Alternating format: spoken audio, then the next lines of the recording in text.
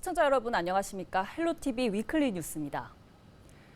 이재명 정부가 출범하면서 침체된 경제 활성화와 지역 현안 해결에 대한 기대감이 높아지고 있습니다.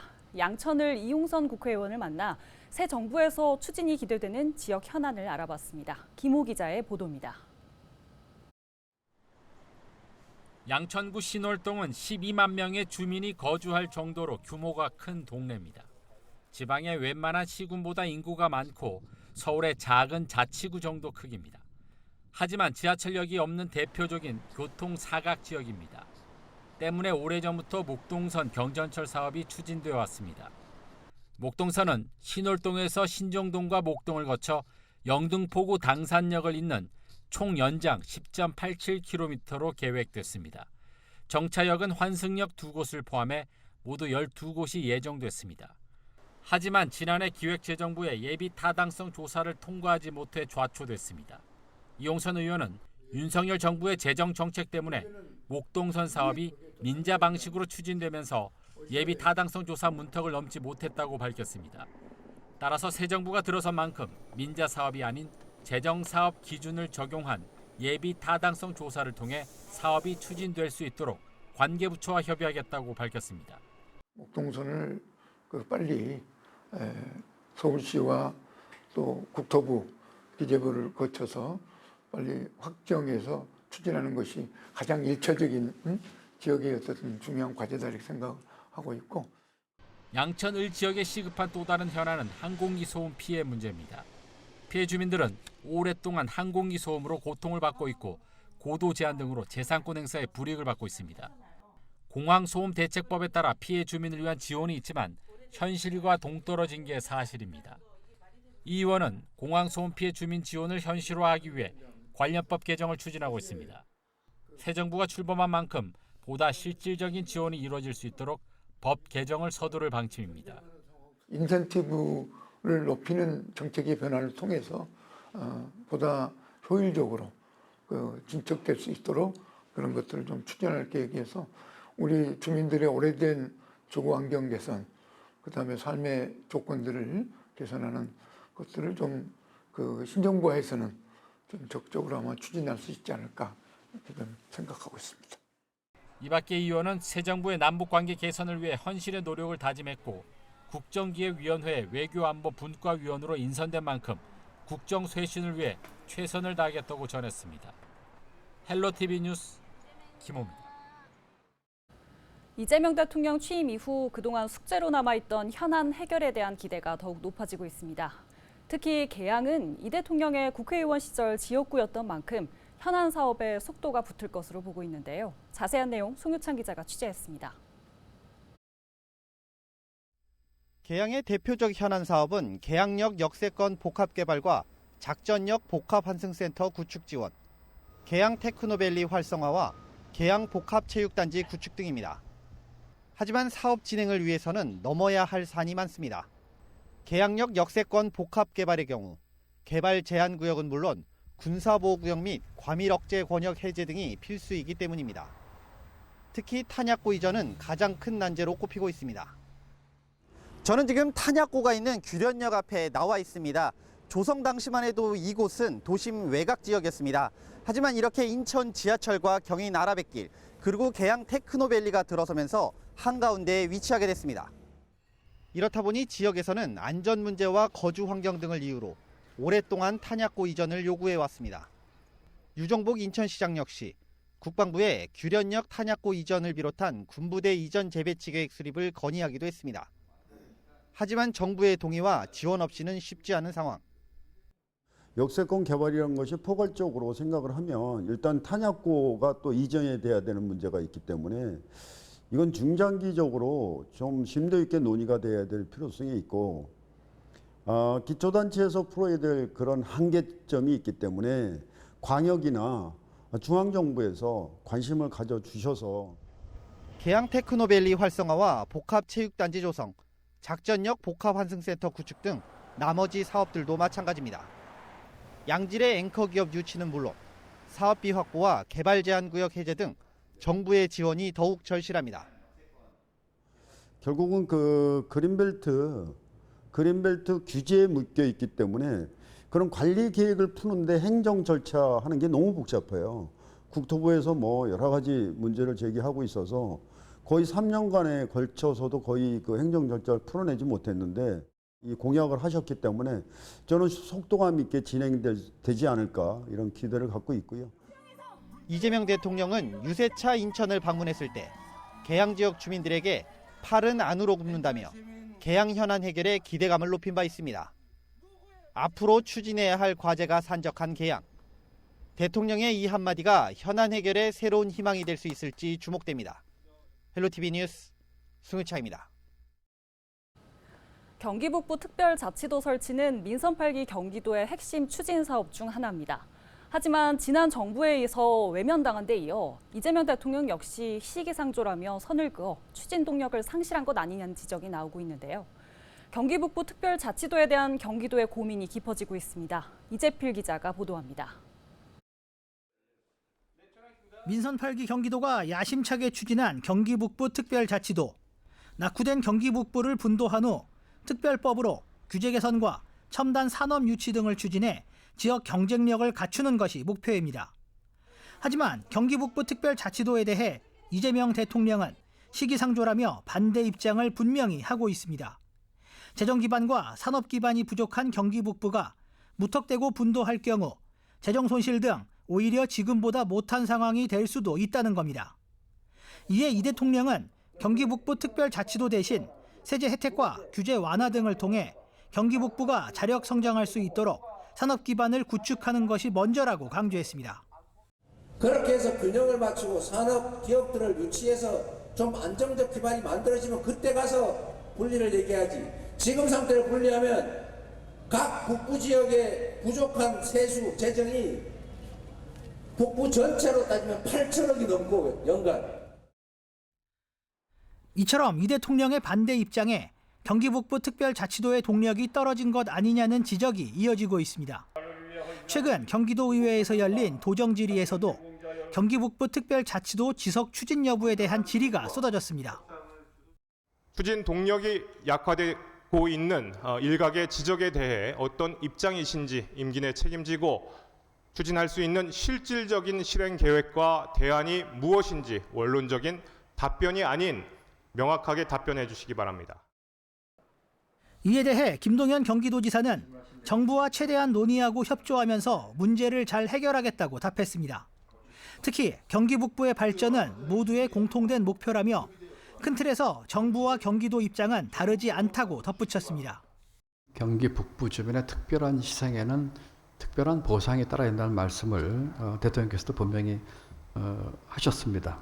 새로운 정부의 정책 방향과 경기도가 갖고 있는 최상의 정책 목표인 경기 북부의 개발과는 저는 추호도 다를 바가 없다고 생각합니다.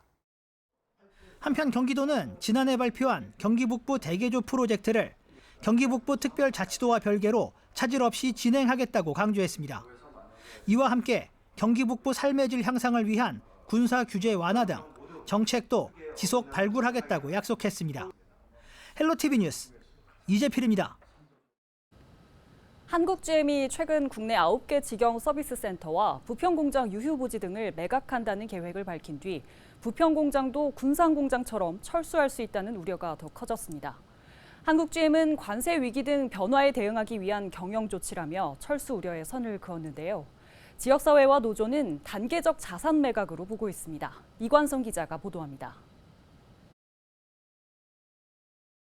한국GM은 노조와의 임금 단체 협상을 앞두고 지난달 28일 갑자기 자산 매각 계획을 밝혔습니다.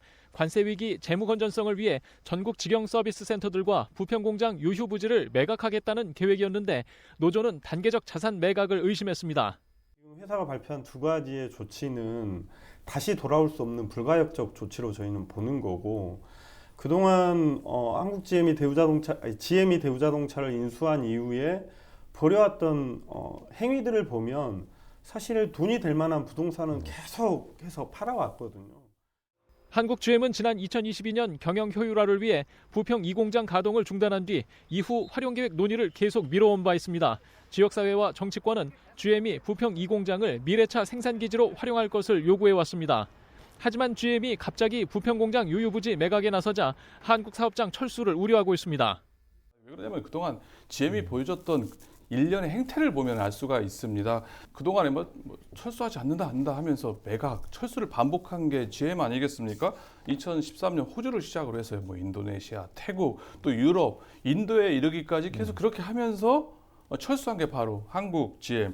상습적인 모습을 그동안 보여왔고요. 노조는 한국 사업장에서 생산하고 있는 북미 수출 차량들이 인기가 많아 생산량이 늘고 있는데도 사측이 자산을 매각하는 것은 의도적인 몸집 줄이기라고 강조했습니다. 미국에서 지금 소비되고 있는 GM 브랜드 전체 차량의 15% 정도를 차지하고 있어요.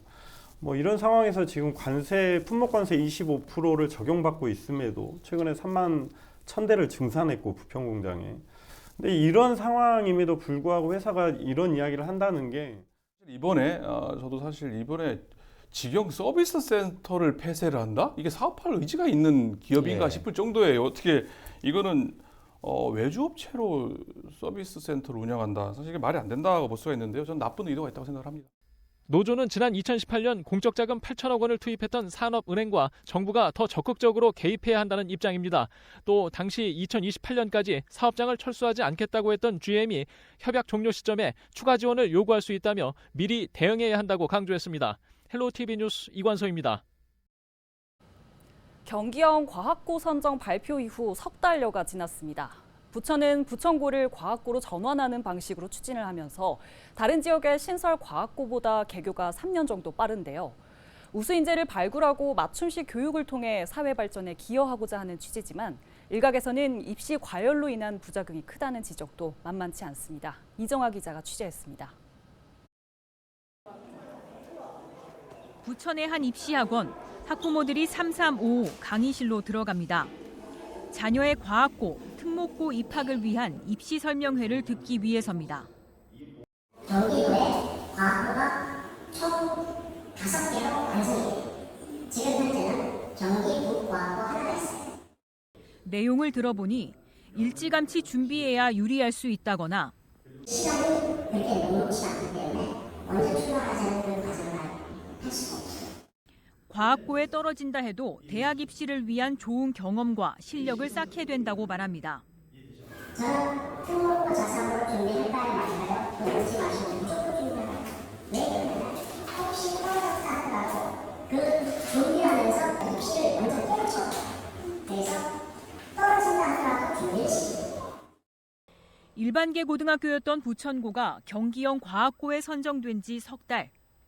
이제 발표 100일 정도가 지났는데요. 벌써부터 입시 학원가를 중심으로는 과학고 준비반 개설 움직임이 빠르게 이어지고 있습니다. 계획대로라면 부천 과학고 개교까지는 2년이 채 남지 않았습니다. 그런데 정작 학교 정원이나 전형 등 모집 요강은 하나도 확정된 게 없습니다. 그럼에도 대부분 입시 학원에서 생각하는 이른바 과학고 준비생은 당장 1, 2년 안에 고등학교에 입학하는 중학생뿐만 아니라 현재 초등학생까지도 대상이 됩니다. 결국 과학고 진학에 성공하기 위해서는 한시가 급하다는 전형적인 입시 마케팅입니다. 초등학교 고학년 학생들이 잘 준비를 해서 아무리 늦어도 중학교 1학년이 끝날 때쯤이면 중학교 과정이 다 끝나야 되고요. 그다음에 중학교 2학년, 3학년 때까지는 이제 고등학교 과정이 이제 진행이 돼야 되는데 고등 과정이 과학이 좀 이해가 좀 돼야 실제로 과거 면접을 갔을 때 대답이 가능하고. 인터넷 교육 커뮤니티를 중심으로 이미 경기형 과학고 준비반을 소개하는 입시학원의 홍보나 입학 전형을 궁금해하는 학부모들의 질문을 쉽게 찾아볼 수 있습니다. 이 때문에 본격적인 입시가 시작되기 전부터 사교육 시장의 과열에 따른 부작용을 우려하는 목소리도 높습니다. 전교조와 일부 교육단체들은 과학고 설립 계획을 전면 재검토해야 한다는 입장입니다. 초등학교 때부터 준비하고 있는 부모님들도 많다고 하시고 그 학원에서도 아예 그 과학고 지정된 지역에 있는 학원들에서는 그 초등학생 학생들을 겨냥해서 특권 교육 좀 없애자고 많이 얘기하고 있는데 오히려 경기는 과학고 때문에 더 불붙게 생긴 상황이라고. 경기도에 새롭게 들어서는 과학고만 4곳, 선행학습 등 과학고 입시 과열에 따른 현상을 전제로 인공지능, AI에게 미래 어느 날 부천에 사는 한 초등학생 입장에서 일기를 쓰도록 해봤습니다. 미래의 초등학교 6학년을 가정한 인공지능은 어린 나이부터 과학고 입시 준비에 시달리며 고된 하루를 보내고 있는 것으로 묘사하고 있습니다. 몇 년 후 경기형 과학고의 입시가 본격적으로 시작되면 실제 이런 하루를 보내는 학생들은 더 많아질 수 있습니다. 과학고 유치, 긍정적인 효과에 가려진 무분별한 서열화와 입시 경쟁 부작용까지 간과할 수는 없습니다. 헬로티비 뉴스 이정아입니다.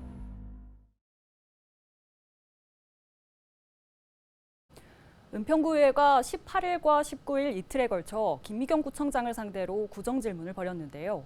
구정질문 첫날엔 수억 원을 들여 만든 불광천 미디어 센터가 제대로 운영되고 있지 않다는 지적이 나왔습니다. 손성혜 기자가 보도합니다. 은평구 응암역 불광천변에 있는 불광천 미디어 센터입니다. 방송 스튜디오와 영상 편집실 등을 갖춘 미디어 체험 교육 공간입니다. 김미경 은평구청장의 공약인 불광천 방송 문화거리 조성 사업의 일환으로 자전거 보관소를 리모델링해 만들었습니다. 은평구의 구정질문에서 불광천 미디어 센터와 관련해 실효성이 없는 정책이라는 지적이 제기됐습니다. 미디어 센터 건립 사업에 투입된 예산은 약 10억 원. 이동식 의원은 수억 원의 혈세를 들여 만든 공간 이용자 수가 하루 평균 5명에 불과하다며 저조한 이용률을 비판했습니다. 민선 7기 공약 사업으로 추진된 만큼 불광천 미디어 센터를 포함한 방송문화거리 조성 사업에는 연차별로 상당한 규모의 예산이 투입되었습니다. 2024년 불광천 미디어 센터의 이용자 수는 총 1,568명에 불과합니다. 하루 평균 5.3명이 이용한 수준입니다. 부실 운영 문제도 도마 위에 올랐습니다. 은평구는 미디어 센터 대여 공간으로 스튜디오와 편집실 등 4개를 운영하고 있습니다. 하지만 방음 문제로 1개 공간을 예약하면 나머지 3개도 예약된 것으로 표시돼 실제로는 1개만 운영되는 실정입니다. 홈페이지 대관 현황을 확인한 결과 4개 공간 모두 같은 시간대에 예약된 상태였습니다. 이는 정상적인 상황이 아니라고 판단돼서 부서에 문의한 결과 완벽하지 않은 방음시설로 인해 민원이 발생해 1개 공간 예약 시 나머지 3개 공간이 중복되는 상황이라는 답변을 받았습니다. 김미경 은평구청장은 운영상에 일부 미비한 점이 있는 건 사실이라고 인정하면서도 위치상 어쩔 수 없는 부분이 있다고 해명했습니다. 이용률이 저조하다는 지적에 대해선 프로그램 참여자뿐만 아니라 단순 방문객까지 더하면 센터를 찾는 방문객이 지속적으로 늘고 있는 상황이라고 반박했습니다. 단순 방문객까지 합친다면 2022년도에는 13,708명이 방문했고요. 23년도에는 18,000명이 방문했고 24년도에는 2326명으로 꾸준히 이렇게 증가하고 있습니다. 그러면서 이용 활성화를 위해 다양한 프로그램을 준비 중이라고 덧붙였습니다. 옥상 공간을 활용해서 주민 쉼터로 개방할 예정이고요. 1층은 원래 그게 폴딩도어로 돼 있기 때문에 열어서 저희가 영화라든가 이런 거 틀 수 있게끔 그런 준비를 하고 있고. 이 의원은 방음 성능 미달로 정상적인 운영이 안 되고 있는 점, 자체 설문조사에서도 이용 경험률이 고작 12.3%에 불과하다는 점 등을 조목조목 지적하며 센터를 유지할 필요가 있는지 의문이 든다고 재차 꼬집었습니다. 홈페이지 기능 오류로 인해 공간 가동률은 실제보다 과대 측정되는 문제가 발생하고 있습니다. 부서는 4개 공간 중 하나라도 예약이 잡히면 그 공간 전체가 가동된 것으로 성과를 산정한다는 것입니다. 그럼에도 불구하고 2023년 불광천 미디어 센터 공간 가동률은 65%입니다. 2024년에도 67%에 불과합니다. 이러한 상황에서 이 공간을 계속 유지하는 것이 과연 적절한지 묻지 않을 수 없습니다. 1인 크리에이터가 취미를 넘어 직업까지 발전할 수 있는 시대를 이제는 맞이했죠. 그래서 이러한 흐름 속에 발맞춰 누구나 손쉽게 미디어를 제작할 수 있도록 관련 인프라를 저희가 구축을 했고 또 이게 어떻게 보면 시대의 변화에 대응하고 또 선도할 수 있는데 큰 의미와 가치를 있다고 판단을 했습니다. 이 의원은 또 구청장 공약이라도 실효성이 없다면 재검토할 필요가 있다며 불광천 미디어 센터를 도심 속 휴식 공간으로 전환하자고 제안했고 이에 김 구청장은 센터가 지역 미디어 거점으로 자리 잡을 수 있도록 운영을 지속하겠다는 의지를 밝혔습니다. 한편 구정 현안을 점검하고 대안을 제시하는 중요한 의정 활동인 구정질문 첫날. 당초 신청자 5명 중 3명이 취소하고 2명만이 구정질문에 나서 아쉬움을 남겼습니다. 헬로티비 뉴스 손성입니다. 양주시가 지난해 경기 동북부 공공의료원 건립 대상지로 남양주시와 함께 선정이 됐죠. 당시 경기도는 두 지역에 300병상 이상의 종합병원급 규모로 공공의료원을 짓겠다고 밝혔는데요. 그런데 최근 진행된 양주시의회 행정사무감사에서 돌연 둘 중 한 곳만 짓게 되는 것 아니냐는 의혹이 제기됐습니다. 어떻게 된 일인지 김신혜 기자가 취재했습니다. 김동연 경기도지사는 지난해 9월 양주와 남양주에 새로운 공공의료원을 짓겠다고 직접 공식 발표했습니다. 경기 동북부 공공의료원은 남양주시와 양주시로 확정합니다. 의료원 설립 심의위원회에 엄정하고 투명한 심사와 의견을 반영하여 그런데 최근 열린 양주시의회 행정사무감사에서 돌연 경기도에 발표와는 다른 시의원들의 발언이 나왔습니다. 지금도 저희는 지역에 가면 공공의료원이 양주시에서 된다고들 알고 계시는 분들도 계세요. 솔직히 결승전에 올라간 거나 마찬가지라고 위원장은 생각을 합니다. 두 군데가 다 될 수도 있는 거니까요. 어찌됐든 우리가 그만큼 바라고 있다는 거 앞으로도 빼먹지 말고. 공공의료원 건립지가 최종 확정되지 않았다는 전제가 깔린 발언들입니다. 경기도에 사실 확인을 해봤습니다. 경기도 관계자는 공공의료원을 두 곳 다 설립하기로 이미 발표된 사안이라며 바뀔 가능성은 없다고 말했습니다. 그런데 행감에서는 관련 질의가 계속 이어졌습니다. 최근 경기도가 양주와 남양주에 각각 타당성 용역을 착수하자 최종 대상지를 한 곳으로 정하기 위한 절차가 아니냐며 의혹을 제기하고 있는 겁니다. 지금 또 타당성 용역을 발주를 또 한 걸로 알고 있어요, 경기도에서. 네네. 그럼 그거는 왜 무슨 또 타당성 용역을 발주한 걸까요? 결국에는 또 한 군데로 줄이겠다라는 의지로 보이는. 경기도는 용역 착수 사실을 알리며 동북부 공공의료원 건립을 위한 첫걸음이라고 밝힌 바 있습니다. 용역은 내년 2월까지. 경기도는 결과를 바탕으로 2026년 예비 타당성 조사를 신청하고 2030년 착공을 목표로 공공의료원을 건립할 계획입니다. 헬로티비 뉴스 김신혜입니다.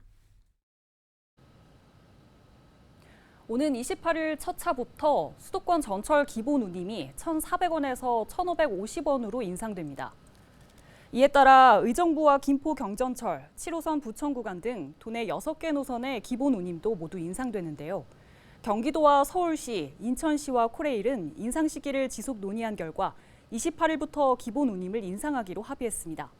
한편 의정부 경전철은 별도 운임을 300원에서 200원으로 인하했습니다. 서울시가 실내외 공공예식장 40곳을 늘려 예비부부들의 수요를 맞춥니다. 다양한 결혼식 형태를 고려해 새로 추가하는 공공예식장에는 카페나 공연장, 주요 조망시설도 포함했습니다. 특히 시민이 추천한 장소를 공공예식장으로 바꾸거나 공공시설을 결혼식장으로 승인해 예비부부들의 선택제를 늘립니다. 이와 함께 서울시는 이른바 스드메로 불리는 준비 비용 역시 최대 100만 원까지 지원해 예비부부의 결혼식을 돕습니다. 뉴스 마칩니다. 시청해주신 여러분 고맙습니다.